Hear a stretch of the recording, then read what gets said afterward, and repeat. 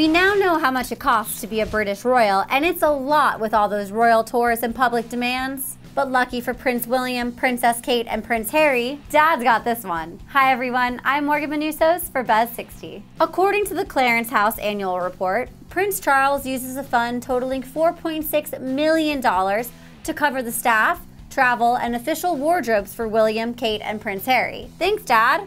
The budget Charles set aside for his sons to run their Kensington Palace office rose by $60,000 this year, and that includes their official private secretaries and increased travel. They are not breaking down specific costs, such as Kate's amazing wardrobe, which I'm not even sure I want to know. I couldn't handle the jealousy. However, the $4.6 million does not account for the cost of William and Kate's country home, Anmer Hall. They have to pay for the renovations and upkeep as well as their staff privately. But still, $4.6 mil for pretty much everything else? Allowance goals.